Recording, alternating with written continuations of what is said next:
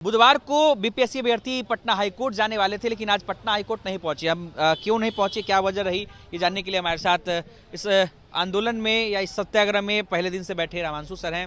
रामांशु sir, क्या हुआ, आज क्यों नहीं गए आप लोग हाईकोर्ट? दरअसल क्या है कि आज हम लोग वेट कर रहे थे कि सुप्रीम कोर्ट ने क्या कहा है। उसके बाद तो सारी की सारी ड्राफ्टिंग कल भी हुई और आज ड्राफ्टिंग कंप्लीट हो गई और कल हम लोग जो है हाई कोर्ट में अपने जो है इस केस को फाइल करेंगे। और हमारे जो लॉयर हैं, एडवोकेट साहब हैं, वो विजय कुमार सिन्हा जी हैं और वही हम लोग की तरफ से जो है इस केस को हाई कोर्ट में लड़ेंगे। वेट करने का एक रीज़न और भी था, क्योंकि सुप्रीम कोर्ट में जो चीज़ें डाली गई तो हम लोग देखना चाहते हैं सुप्रीम कोर्ट का क्या वर्डिक्ट आता है। तो सुप्रीम कोर्ट में माननीय मुख्य न्यायाधीश साहब ने कहा कि भाई आप लोग प्रॉपर चैनल के थ्रू आइए, आप लोग के प्रति हमारी संवेदना है और वहाँ जो भी हो जाता है उसके बाद हम कार्रवाई करेंगे। तो इससे हम लोग को एक और विश्वास हो गया कि अब हाई कोर्ट में भी हम लोग की सुनवाई बेहतर ढंग से होगी, क्योंकि वहाँ पे सुप्रीम कोर्ट इस मामले को अच्छे ढंग से जो है वेट कर रहा है और यहाँ पे अगर सुनवाई अच्छी होगी तो हम लोग यहीं पे जीत जाएंगे, वहाँ जाने की जरूरत नहीं होगी। साथ जा रहे हैं आप लोग हाईकोर्ट? कल फाइल हो जाए। कितने लोग जाएंगे उसमें? जो बाकी सारे का सारा जो टीम है 5-6 लोग का और जो वकील साहब हैं वो लोग जाएंगे। अच्छा, आपके अलावा भी कोई और हाईकोर्ट जा रहा है? अब ये तो हमें जानकारी नहीं, लेकिन हमें लगता है कि जनसुराज के लोग भी जाना चाहिए, वो लोग भी जा सकते हैं। तैयारी है पूरी? उनकी हमें तो जानकारी नहीं, लेकिन मुझे लगता है कि वो लोग कह रहे थे। आपकी तैयारी है पूरी? हाँ, हम लोग की तो पूरी तैयारी है और सारे के सारे डॉक्यूमेंट्स जो हम लोग ने पहले भी दिया था वो भी हम लोग के पास है और बाकी जितने भी नए एविडेंसेस वो भी हम लोग ने इकट्ठा कर लिया है।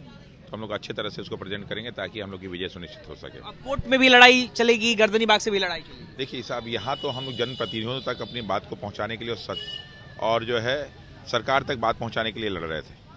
तो और वाकई हाई कोर्ट एक प्रॉपर तरीका है, वो भी होना चाहिए। हम लोग तो पहले दिन से आशा कर रहे थे कि सरकार निर्णय ले लेती है तो हम लोग के लिए बड़ा बेहतर होगा, लेकिन देखिए कि विजय हम लोग की कहाँ पे सुनिश्चित होती है। और इसका सत्याग्रह का एक उद्देश्य ये भी था कि ताकि हम बातों को सब तक पहुंचा सकें कि जो हम लोग बात कर रहे हैं सही कह रहे हैं कि नहीं। तो हम लोग ने लोगों में जागरूकता ला के बात सब जगह पहुंचा दी है, ताकि जब कोर्ट में हम लोग की बात जाएगी तो उसको अच्छे ढंग से सुना जाएगा और उस पर अच्छा निर्णय दिया जाएगा। लेकिन आज 21वां दिन है आप लोग का, ये आंदोलन लगातार या सत्याग्रह जो है वो लगातार चल रहा है। क्या आप लोग को लग रहा है कि आप लोग पॉजिटिव दिशा में हैं, आपकी बात सुनी जा रही है, आपके लिए कुछ जीत होगी? देखिए दरअसल क्या है कि पेपर 13 दिसंबर को हुआ और उसमें अनियमितताओं के बारे में 14 को जानकारी और 15 को जानकारी हुई।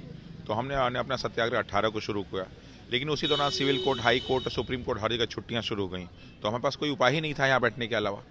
अगर कोर्ट में जाना होता तो हम उसी में चले जाते, लेकिन कोर्ट बंद होने के कारण हम जा नहीं सकते थे। तो हमारे पास एक बेहतर तरीका यही था कि हम जनप्रतिनिधियों के माध्यम से और बीपीएससी के माध्यम से अपनी बातों को पहुँचाएँ, लेकिन वो हम लोग सक्सेस नहीं हो पाए।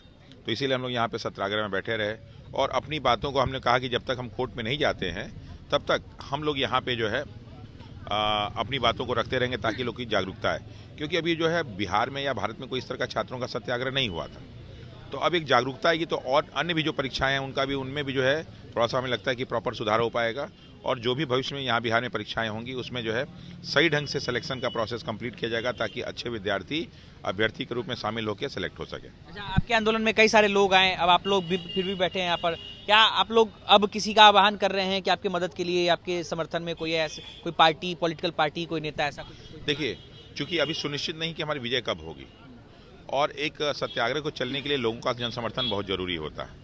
तो हम लोग शुरू से पहले दिन से सबको आमंत्रित करते हैं कि जो आ सकते हैं आइए। तो बहुत सारे राजनेता भी है, लेकिन बहुत सारी सिविल सोसाइटी के लोग। विपक्ष के नेता तेजस्वी यादव की बात करते हैं हम। तेजस्वी यादव पहुंचे थे यहाँ पर, आप लोग से मुलाकात किया, उन्होंने, उनके कई नेता भी पहुंचे, लेकिन उसके बाद तेजस्वी यादव यहाँ आए नहीं। उनको लेकर के क्या कहना? अब देखिए उनकी अपनी क्या रणनीति रहेगी, उनका अपना क्या सोच रहा होगा। हम लोग तो उनसे भी आशा कर रहे थे, लेकिन उन्होंने एक लेटर जो है मुख्यमंत्री के नाम दिया जिसमें बहुत सारी बातों को लिखा। तो उसका भी कहीं ना कहीं सोशल मीडिया के माध्यम से, आप लोगों के माध्यम से सब जगह सूचना पहुंची कि हम लोग के पक्ष में उन्होंने बात कही है। तो ये सारे के सारे भी एविडेंस के रूप में कहीं ना कहीं उन पे एक पक्ष के रूप में आएगा कि विपक्ष भी इन बातों को लेकर आगे बढ़ा हुआ है। तो बच्चों के पक्ष में तेजस्वी यादव आपके इस आंदोलन में समर्थन दे? बिल्कुल हम चाहते हैं कि तेजस्वी जी हम लोग का समर्थन दें। वो विपक्ष के नेता हैं और जब पक्ष कोई काम आह्वान करते हैं, हम लोग कई बार उनको बुलाए और वो भी कई बार आए।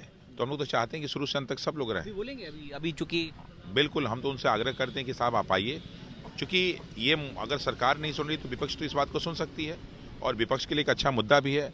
विपक्ष जब सरकार नहीं सुनती है तो जनता की बात, युवाओं की बात विपक्षी तो पहुंचाती है और उनको बहुत सारे लोग युवा नेता के रूप में देखते हैं, तो उनको शामिल होना चाहिए, हम लोग की बात पहुंचानी चाहिए। चलिए, तो उनको बहुत सारे लोग युवा नेता के रूप में देखते हैं, ऐसा रामांशु सर ने बताया और साथ ही साथ उन्होंने ये भी कहा कि तेजस्वी यादव को यहाँ पर आना चाहिए। हम लोग उनका आह्वान करते हैं। साथ ही साथ हाई कोर्ट को लेकर के क्या कुछ प्लान है इन अभ्यर्थियों का, कब ये लोग हाई कोर्ट मूव कर रहे हैं, उसकी भी जानकारी उन्होंने दी है। अनिकेत कुमार, बिहार तक, पटना।